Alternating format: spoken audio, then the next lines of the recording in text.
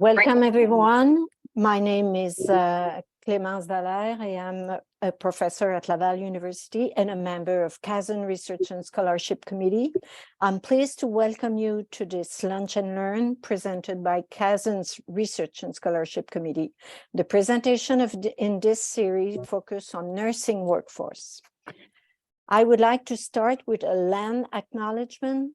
CASN's national office is located on the traditional territory of the Algonquin people, and we would like to acknowledge and pay respect to the Algonquin people, who are the traditional guardians of this land. We acknowledge their long-standing relationship with this territory, which remain unceded. We pay respect to all Indigenous people in this region and in all regions across Canada. We acknowledge the traditional knowledge keepers, both young and old, and we honor their courageous leaders, past, present, and future. Lunch and Learn are a popular tool in academia to encourage scholarship. Faculty members come together during their lunch hours to share their work and to network.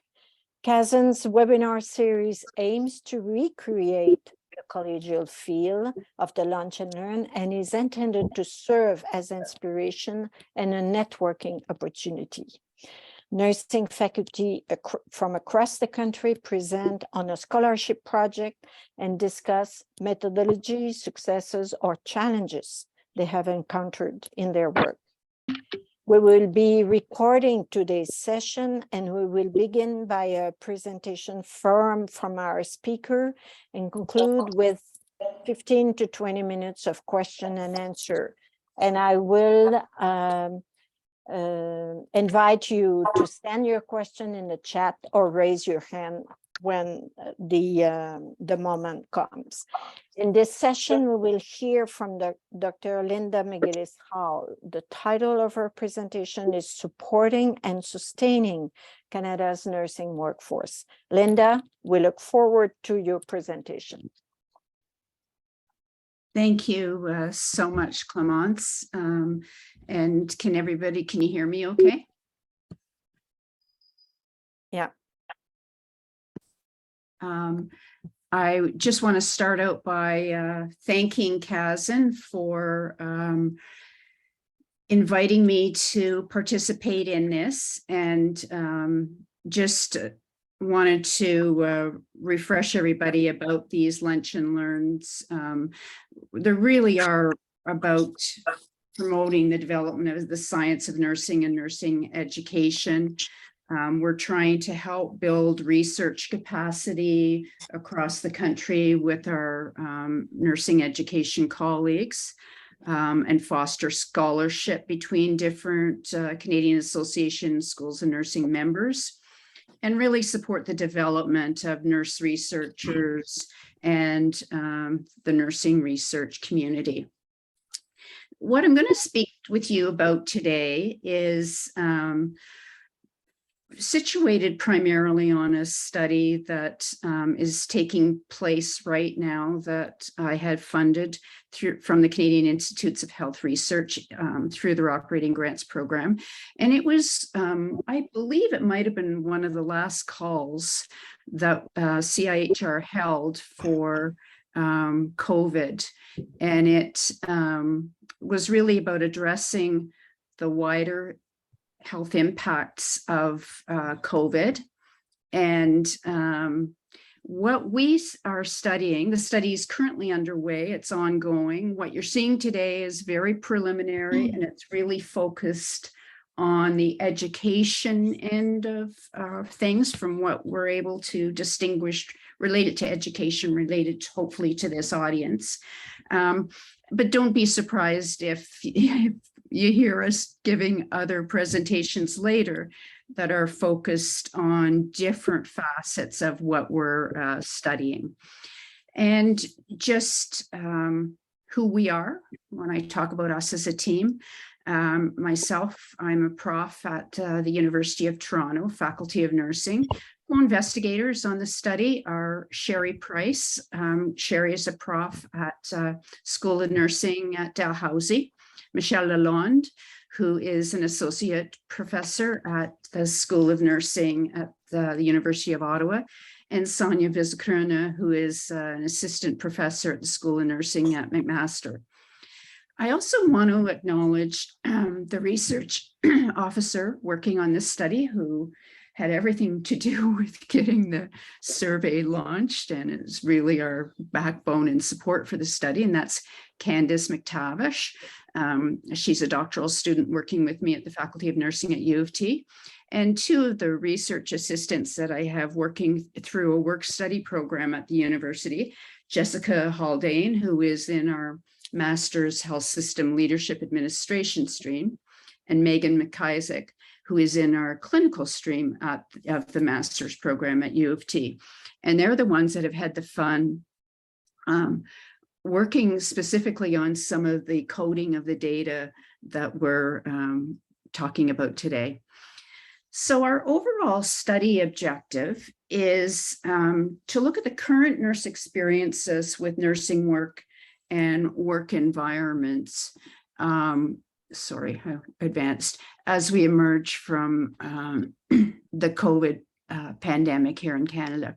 We're also looking at facilitators and barriers faced by nurses managing work within the current models of care that we're working in, and supports that nurses need moving forward to improve retention, reduce turnover, and burnout.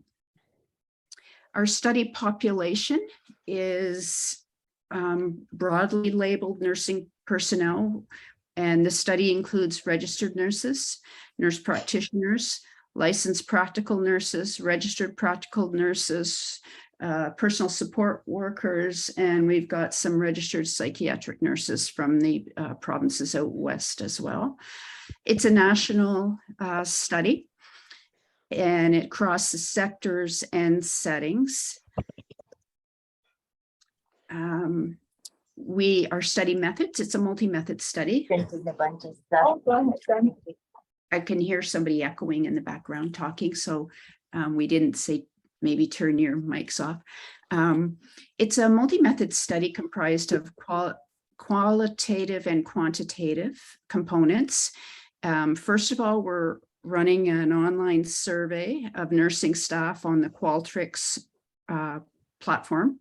We're just about to start doing key informant interviews. We're doing a scoping review of the literature and a document analysis as well. Our scoping review is focusing specifically on strategies related to retention, and I'll talk a little bit about that later.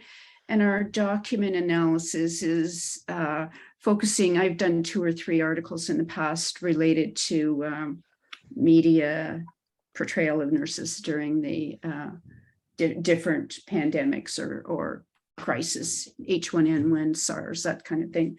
And so we're focusing on something related to policy there. Our online survey, which is still going on, has different components in it, made up of nursing work, different workplaces, including staffing, work environments, resilience, moral issues, safety culture, burnout, intent to leave, and retention. So to date, and the sign here says changes ahead, that's because the study's still going on, and the numbers, we will see these change and modify over time. We have, as of yesterday, 2,725 survey respondents so far. And just a bit of a snapshot, again, this will change, so don't consider it a final at all. 91% female. We do have respondents from all provinces and territories, but not by any means is it equitable. In some of the territories, we have very small numbers. In some of the smaller provinces, we have smaller numbers. So that too will evolve probably as some groups may come on board yet. 71% of the respondents are from urban areas, but 29% are rural, which for me is more than I've had in previous studies. So that's interesting. 83% are registered nurses at this point. 8% are LPNs. And I have to be honest, in previous research, we haven't had as much of an uptick from LPNs. So that's really nice to see that we've reached at least some, and hopefully we'll get more of them going forward. 61% of the respondents so far are employed in different staff nurse roles and across sectors. And 71% of them are working full-time. And that's just a snapshot though for today. And just to remind everybody, this will change as the study gets closer to the end. So what does the literature tell us about nursing work environments and nurse retention? We've actually had decades of study on this, and including myself, you know, a number of researchers in Canada have looked at this. I authored, led the authorship of a book on quality work environments in nursing. And there's really been a lot of solid, substantive literature consistently over the decades on this. So we have a good sense about what is required in work environments to retain nurses from earlier work. And mainly it's often situated in the context of creating positive practice environments. But we've reached a level of discourse in the literature now where you're seeing scoping reviews, integrative reviews, concept analysis. So it's fairly well developed. You've got good measures of work environments. And so there's a lot out there. And it was interesting for us as researchers when we submitted this. I think in this competition, I think we might have had 5 reviewers on our grant. And one of them said, oh, another study on nurse retention. Why do we need another study on nurse retention? Which, thank goodness for the other 4 reviewers. That's all I can say. And, you know, in terms of what we hear from the literature, what the more current material that emerges in the literature, it's about us having empowering work environments, shared governance, autonomy, professional development, which I'm going to focus a fair bit on today because it relates a lot to educational support, leadership support, adequate staffing and skill mix, and collegial relationships with the healthcare team. And I just referred, this is from a scoping review or a lit review from a few years ago, but it's by a really well-known nurse researcher in this field of study. And so what's different now? The position of our team is really that it's very important to consider context and the context of what's going on. And we think, you know, this time things are different. I think I'm here to convince you today, if you don't know that already, times are different and things are different this time around. So saying that we've seen this before, we know that, why do we need another study on nurse retention? Because things are different. And why is that? And what is different? Well, nursing work and nursing work environments changed during the COVID pandemic, and they're still changing now. Support for nurses has shifted. Staff were redeployed. We never knew that before. We haven't really seen that. If we did, it was in very small or minor pieces of it throughout our experiences. Models of care that were implemented during COVID unintentionally led to higher ratios, heavier assignments, increased workload, often no breaks, delays in vacations, if nurses even got vacations. And probably the most important thing is it's resulted in an emotionally and physically exhausted and depleted nursing workforce. This is not the same as it was before. Trying to retain nurses is not the same as it was before. We should all know this from the media, but also you only need to talk to a nurse to know this. And, what do we mean when we say that nursing work and nursing work environments changed during COVID? Well, they're working in crammed spaces when they worked through COVID. They worked through often isolation style environments, not just physically, but isolated, as in this left picture, the single care provider in a room. We saw levels of PPE that we'd never had to go through and work with before. There's tons of examples in the literature of the physical impact that the wearing of heavy PPE has had on nurses, from their backs, their bodies, and everything. And then you have examples as well where the work environments, when you had to prone a patient or do some of the heavier physical tasks with these patients, it was a room crammed with people in PPE doing these tasks. So this is really different. And these are images and these are perceptions that don't leave a nurse, and they haven't left our nurses, and nurses are still living with them today. When we say support for nurses has shifted, what do we mean? Well, in the bottom right corner here, you have people out on their balconies banging the pots and pans that we saw and heard at the beginning of the pandemic. And then suddenly we go through this shift where there wasn't enough PPE. The top right-hand side, you see masks hanging, waiting, labeled for the nurse coming back to reuse.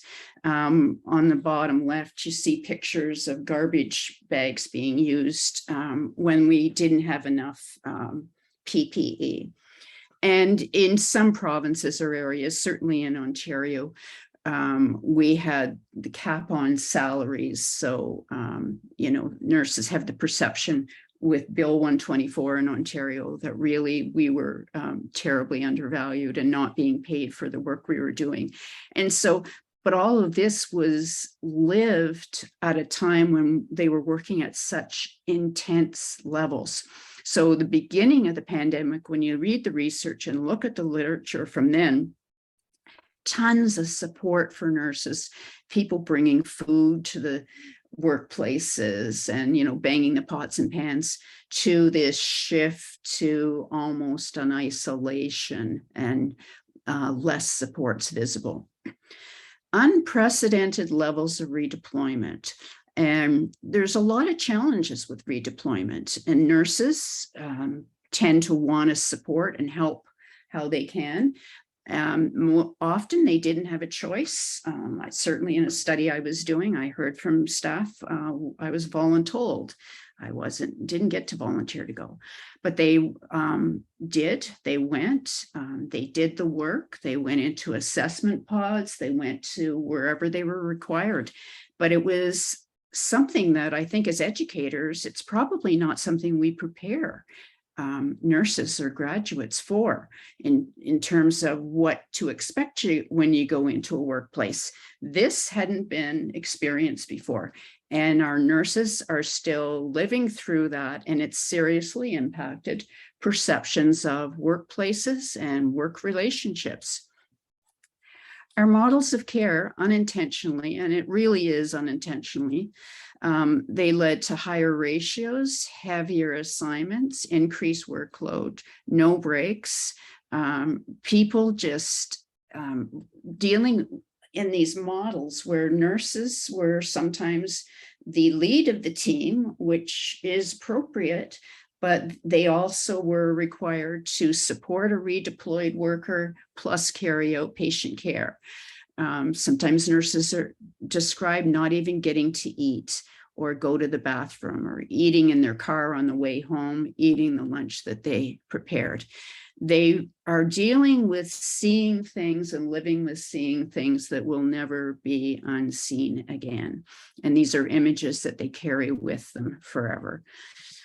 And they're at a level of emotional and physical exhaustion that is unprecedented and hasn't been seen before. And certainly in research conducted here in Canada immediately prior to COVID, there was at least 2 studies, one that I led and one that another group of researchers led, that the Canadian Federation of Nurses Unions did.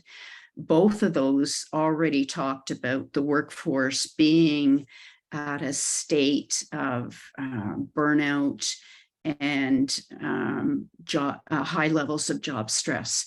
That was pre-COVID. So that's when you layer on top of that the exhaustion of what nurses are feeling now. They're very, very, very depleted, to a point where in some of the work, I was just speaking with Lee Chapman in the Office of Nursing Policy a few weeks ago at Health Canada. And one of the things that I'm hearing is it's too late, we're gone. So, and that's something as a researcher I haven't seen or heard before.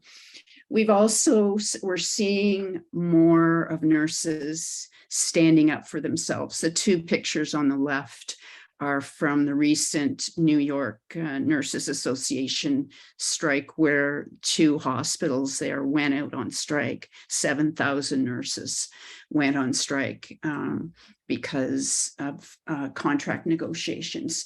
And you get a sense from the picture at the top, the image from the top from the media, how nurses feel. They went from hero to zero, and that's their words. That's not somebody else's words. And then the bottom one is from 2021, whenever the nurse protests in Quebec City actually made it to international news media. So it's a really different work environment. But again, from our position as a research team in terms of context, we really want to look at how to move forward, how to get nurses out of this, how do we support nurses to move forward into the next stage, and what will it take, what do they need to move forward? We've got to start moving beyond and not just dealing with the horrors, I guess, essentially, of what we went through. And so positioning this for us today as educators, I think it's really important for us to consider that context. It's really going to take time to recover and rebuild our nursing work environments. They may not be the same. They likely won't be the same. They likely shouldn't be the same. And so I don't think it's a matter of just going back to the way it was. I think we have to be able to support nurses to build what they need going forward, but we need to find out from them what they need. We need to reconsider and create new supports for nurses and find out from nurses what they want. And as educators, how can we help prepare nurses and students for this reset that we need in nursing work and work environments? So these are just some questions I think that we can consider and talk about later as a group. Where and how can we build in evidence-informed education to support their decision-making roles in the system moving forward? And that's very much what I think we need to be looking at as educators. So how can we help develop supports and apply supports for their decision-making going forward? And so in our study, we were really looking at current nurse experiences with nursing work and work environments as we emerge from the pandemic. And I mentioned already, we've got over 2,700 nurse respondents to date, hundreds of additional comments. So I have 2 open-ended questions, one of which is question at the end, is there anything you want to add? they added. And the message, loud and clear, is nurses want their voices heard. In some cases, there's just, a few words, but in other cases, we have a lot of data, and there's a lot of themes that we're working on. I've got a couple of students that I mentioned, Jessica and Megan, that are working on these themes using qualitative analysis right now. And some of what they've done, I'll go through with you now as we move forward. But I think what it's really described for me is this isn't, even though nurses are exhausted, even though they're tired, they're filling out the survey. They want to be heard. They want us to listen to them. There's also a lot of comments in there, and I've done several national surveys like this over my career. There's a lot of comments in there thanking me for doing this study, thanking me for giving them their voice. And that's it's amazing when you think of it. They shouldn't feel, they have to thank us. In terms of is there anything else you want to add? And what are the preliminary themes that have emerged from it? So from that particular question, the key themes that have emerged are staffing and staffing availability. Without a measure of a doubt, that's just off the mark. There's also an open-ended question that Megan, another student, has been working with me on, which it talks about the turnover and the intent to leave and what would it take to make you stay. And it's similar themes in terms of staffing is it. Staffing is the issue that is facing everybody. But work environment issues are a prominent second in terms of what our nurses wanted to add on and say. And in particular for us today, the stuff around continuing and ongoing education, around orientation, and around mentorship are what we'll talk about. And the other theme, which I'm not talking about as much today, is management support and communication. In terms of the education-related themes around ongoing education, the types of things they're talking about, opportunities for furthering education and learning have all but dried up. They lack educators in our department. We're responsible for arranging our own education and scheduling it in. They feel they need a system to help staff get educational opportunities, tuition reimbursement in a particular province, and nursing positions for retaining employment. This individual says, I wish there were opportunities for nursing career development in my province, that there were people who cared about what type of nursing you wanted to do and would offer support and education for you to do that type of job. I will likely need to leave the province to do the type of nursing I want to do because of the barriers to getting these types of jobs here. Other things related to continuing or ongoing education, the lack of career advancement, educational opportunities, and sorry, it's being cut off on me, so I can't read it. I'm being treated, and the feeling that I'm being treated in a discriminatory manner by my new manager are the main reasons why I'm looking at leaving. So the lack of career advancement and educational opportunities, and then being treated in a discriminatory manner. I'd like to have more access to funding for education. We have to scramble to access funds to attend conferences. Nurses should have access to more flexible schedules, safer workplaces, paid education opportunities. This is somebody that's doing their master's, and the workplace has not helped financially despite frequent applications to their bursary program. And there aren't enough continuing education opportunities for nurses. I work in a large teaching hospital, and the lack of professional development is unacceptable to me. And then issues around orientation. So this is probably more for folks that might be educators in organizations or as educators in universities and colleges across the country. I think part of what we have to situate our student graduates for is some of what to expect during an orientation. And these are their comments related to that thus far.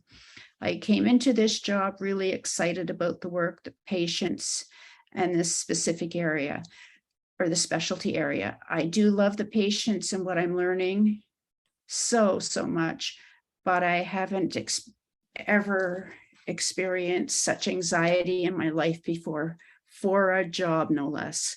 I have a tumultuous onboarding process, very short, disjointed, no mentor. I truly felt like I slipped through the cracks and was only provided extra support once I provided written documentation to my educators and manager in the hope of the hospital, on how the hospital failed me in my training.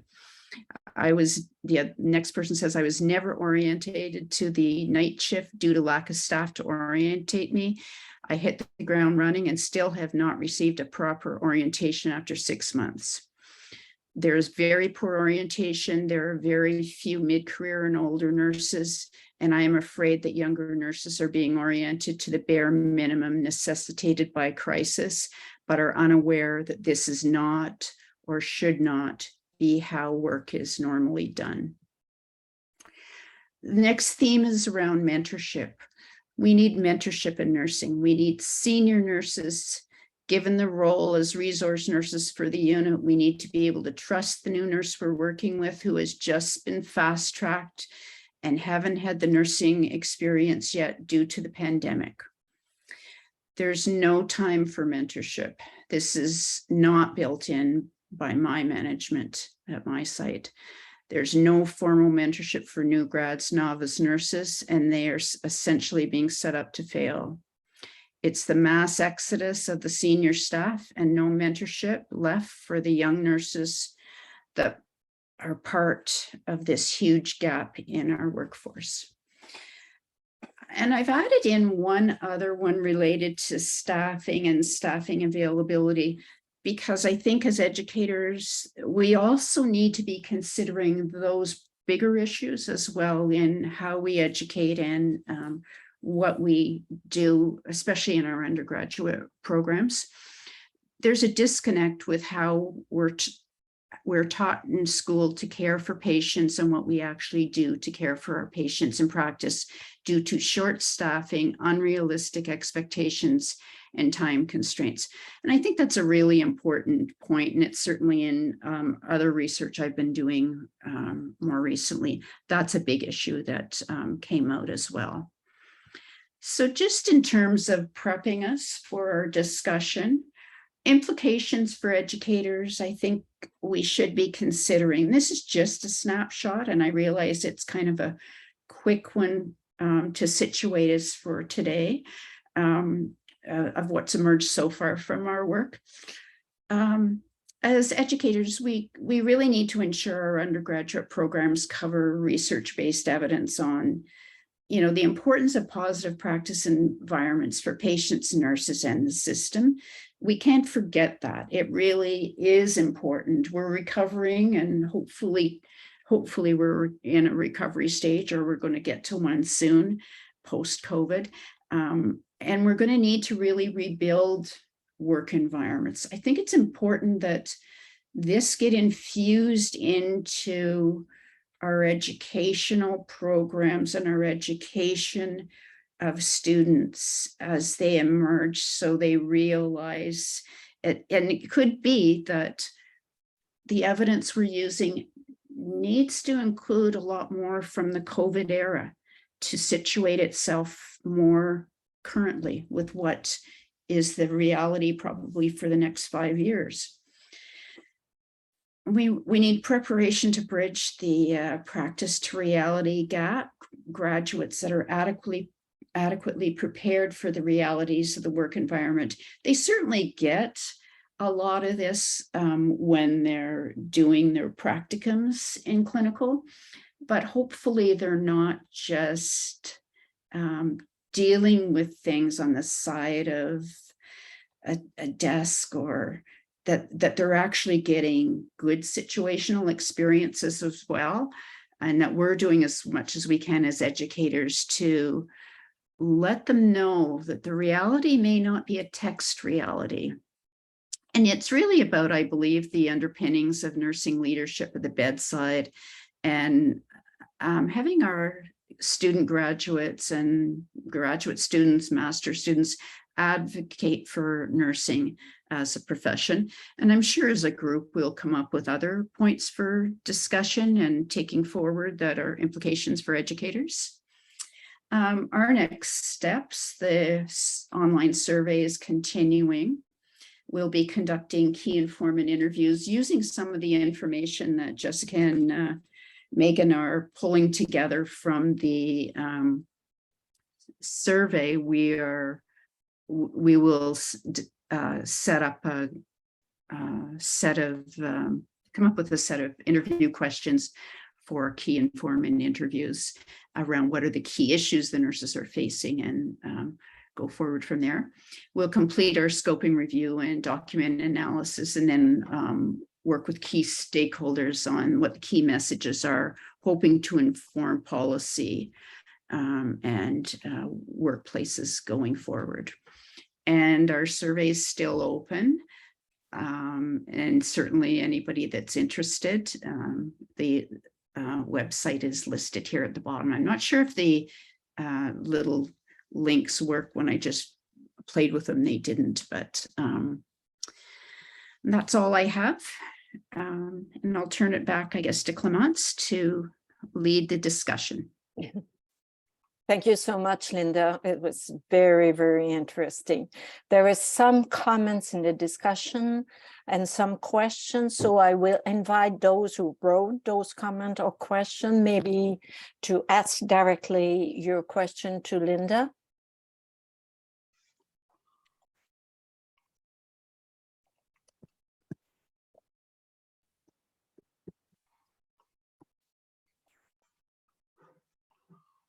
I will read. Oh, yes, go ahead. Thank you.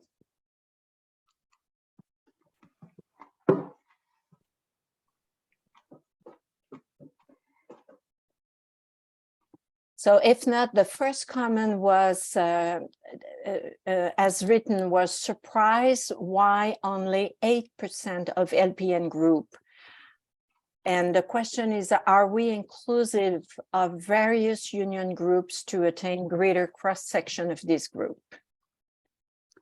Okay, Hi. thanks. Yeah. Hi, this is Antonina Depot. I'm an executive director at the Ottawa Hospital. And I place that in there because you speak to it as being LPN, and in Ontario, it's the RPNs, et cetera. And every province calls them a different group, and they're under different unions. So I'm wondering how you can perhaps increase your cross-section of this group by going to perhaps the unions to reach them. Thank you so much for your comment. I really appreciate that. So I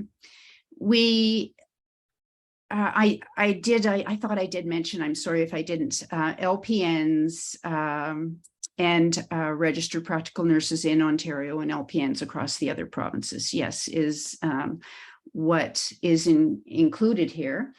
And we have reached out to all union groups more than once, and invited them to notify their members. And, you know, that's the most I can do.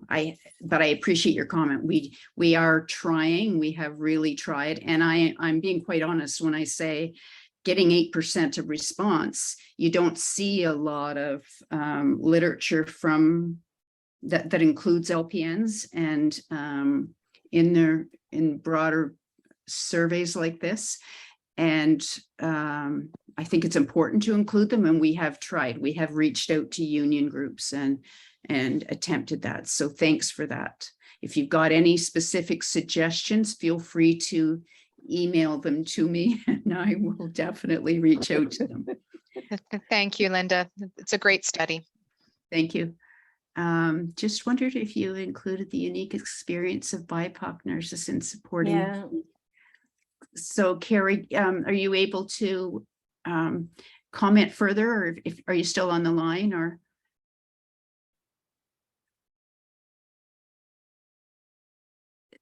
I'm judging Oh, what sorry. Sorry, I'm here. I actually work for First Nations Health Authority. Yes. So we have a lot of Indigenous nurses as well. And as well as we're connected, you know, with the local health authorities. But just recognizing that, yes, I know you mentioned the discriminatory aspects of leaving the workplace. And I know that that also is very much so for many of our nurses, that we're even actually going to community for that reason, leaving the hospital setting for that reason, just even microaggressions, or if they have brought up different experiences of racism that their manager has either dismissed it or has not addressed it at all. Mm-hmm. Yeah, thanks for that. And certainly if you want to email me and you know, get the links, if the links aren't clear on here, I'm happy to have more people participate in it. We don't have a specific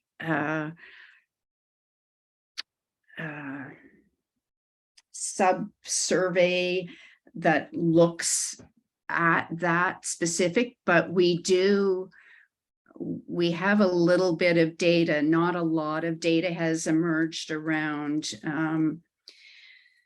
institutional racism, discrimination, not as much as at least in this qualitative piece. But again, it's just, you know, we haven't done the full analysis yet, and we've just looked at a little bit of the data so far.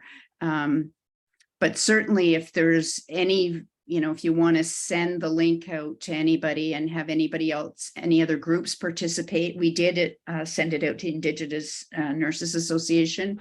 But certainly very, very happy to have you forward it on to anybody else as well, because we want to hear anybody's voices, and it would be great to get more. And Gary, you had another comments. Could you come to this one?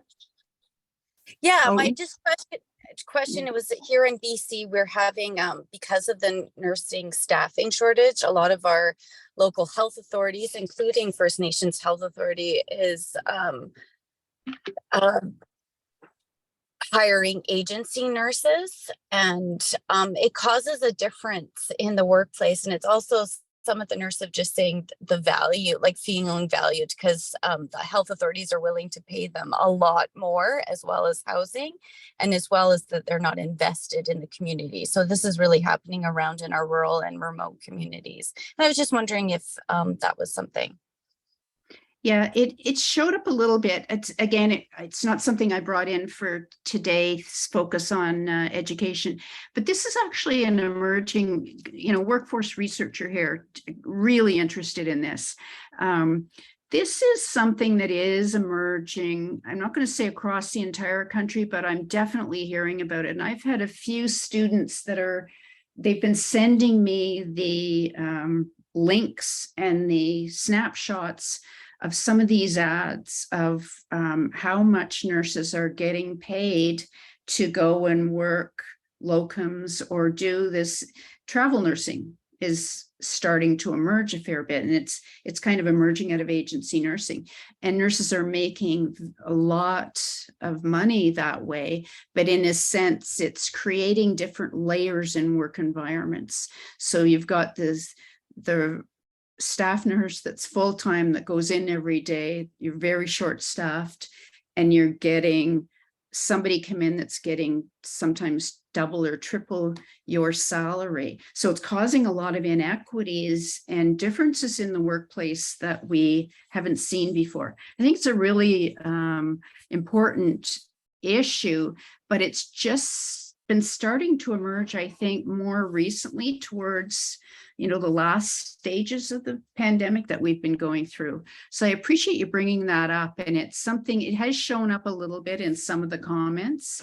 And I think it's going to be a big policy issue for managers and policymakers in the country. Generally, and it looks like somebody else has said Manitoba, this is happening as well. I know that it's happened as well, more locally. I know there's some that's happened a bit in Ontario as well. The next question is from Catherine Liao. Yeah. Are you there, Catherine? I am, but I'm in the hospital environment, so I've got my camera off, and I just put my question on the chat. Okay, so Catherine's curious to know if the move towards simulation to either replace or complement clinical hours for nursing students has impacted entry to practice preparedness and ongoing transition to the nursing discipline. That's an interesting one.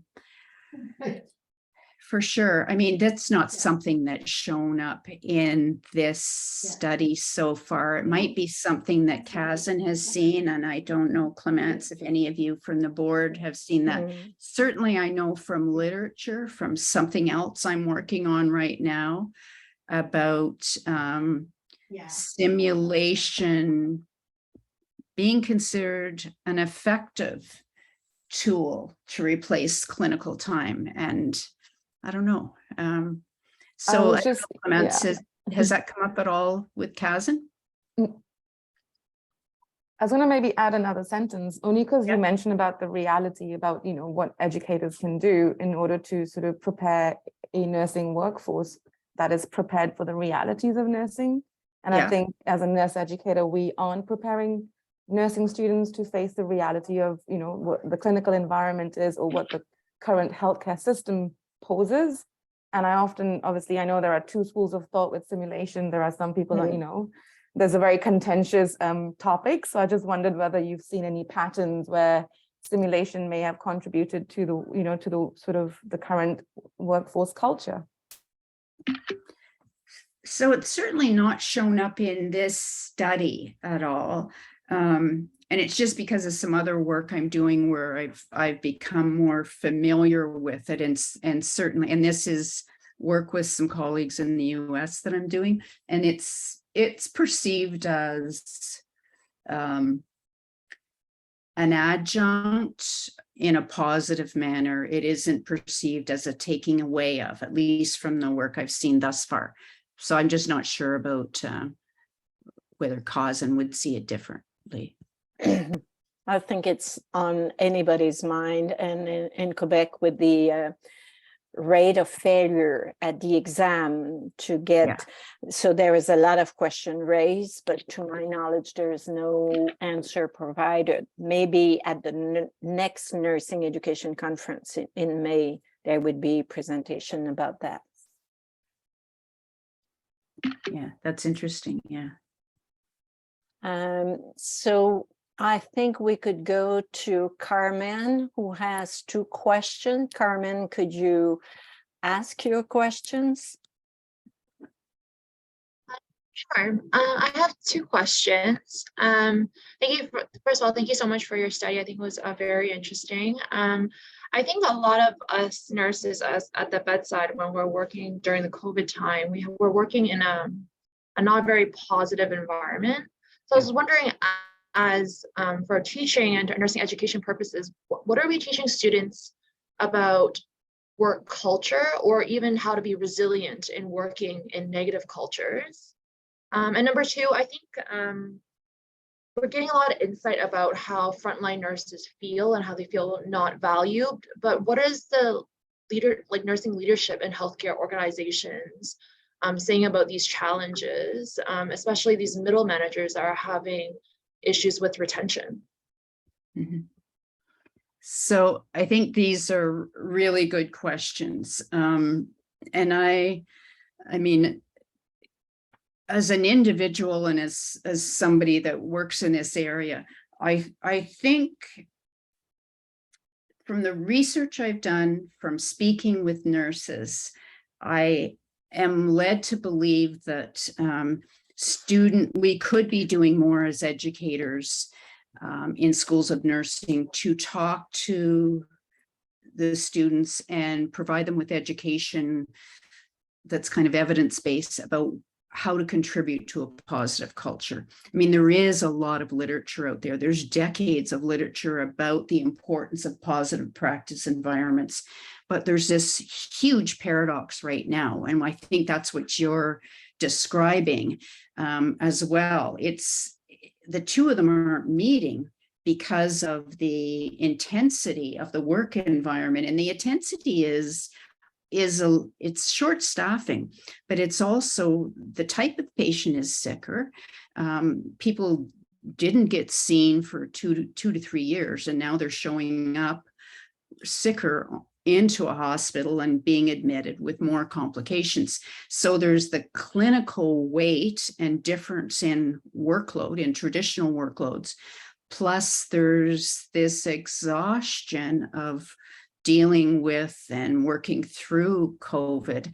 But I think part of what we can be trying to do is when we're taking students into clinical practice and when we're providing maybe scenarios in with our students discussing practice situations, everything isn't clinical, but there are going to be situations around culture and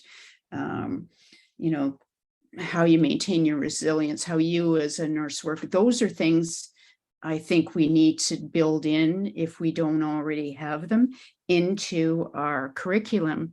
So we are graduating and bringing students out that are more appropriately prepared for today's environment. Today's environment is different. And it really is. I mean, I've been at a bedside sitting there with somebody in the bed on and off over several months during COVID.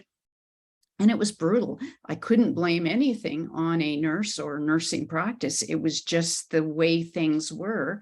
And it's, I don't know if we've translated in our schools how we bring that into our clinical scenarios and discussions with students. I think educators have to some degree, but I think we could probably do better.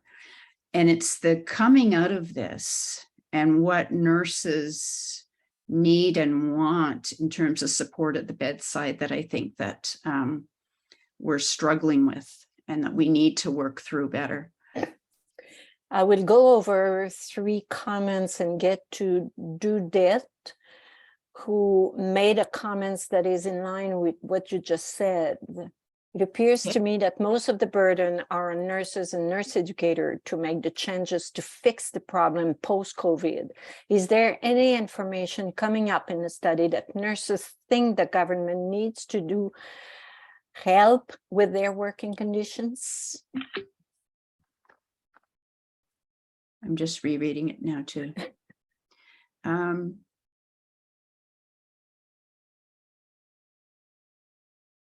Are nurses mentioning that government could do something about it?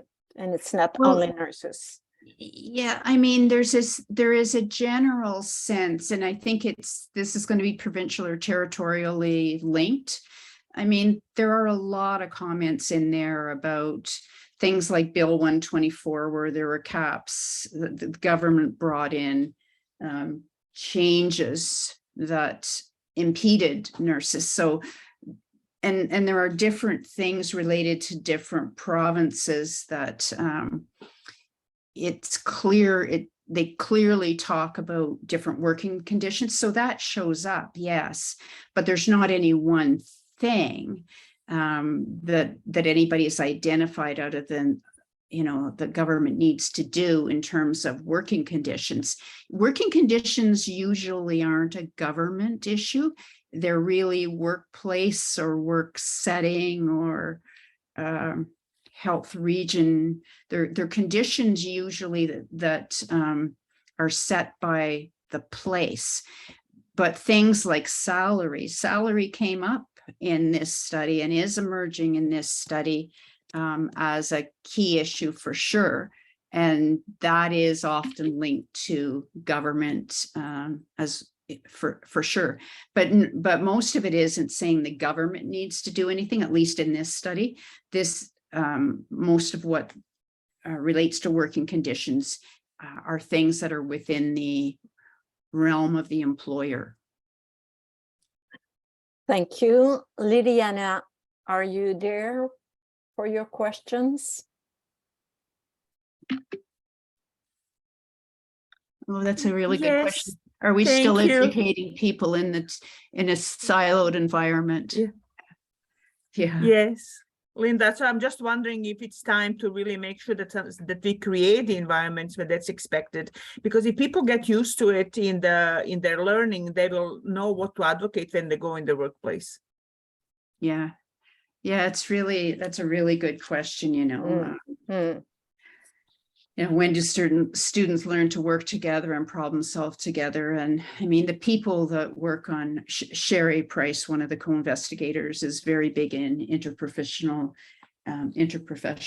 teams and work environments, and she would be a good person to address that. It's not something that has emerged yet in anything we've looked at. It definitely, I expect it will come up a little bit because there are some components of the work environment that we're looking at, teamwork and working together, that in our survey. But it's a good point. And I think during COVID, what we did see, even though the models were not were different, the models of care were different, they were in many ways more team oriented. They were more of a forced team because you know, the nurse as the lead of the team and other people redeployed to work with them. It's not the same as what you're talking about people working together. So it's a good point. I think it's that might be a really valid way of moving forward. I think we could go to the last one. Fong. I'm exploring with you as I write this thought in relation to there needs to be support leadership for us as educators to develop and adopt programs that currently exist in different areas to promote staff engagement, including novice staff retention. Yeah, that's a good point. Needs to be support for educators to adopt programs. And yeah, that's probably a really good point.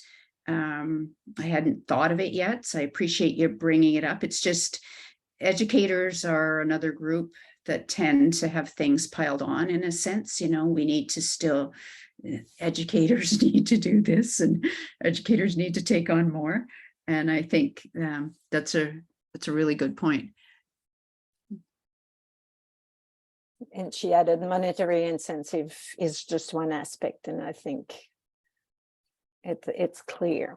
Oh, for sure. Yeah, monetary. Yeah, monetary is only one aspect, and you know, it isn't. You know, it does show up. It is an important aspect of work, but you know, I know just because I read through it. Whenever there's one survey question that says, "What makes you stay?"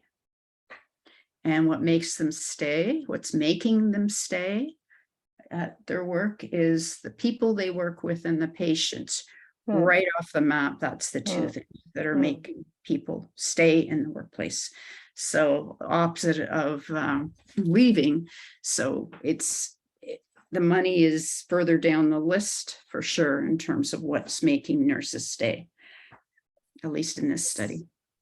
So I guess we will have to end now because we're almost on the hour. Thank you again for this very thoughtful presentation, Linda. And thank you to all those who registered for this webinar. The link to the recording of this session will be automatically sent to all those who registered. And please feel free to share the link within your network. It might even help Linda in her recruitment. Thank you everyone for joining us today, and please consider joining us for our next Lunch and Learn series on March 15, when Shamel Rose Sands will talk about her experience doing research on the nursing workforce in the Bahamas during the COVID-19 pandemic. Have a good rest of the day, and thank you again, Linda. Yep. Thank you. Bye, everybody.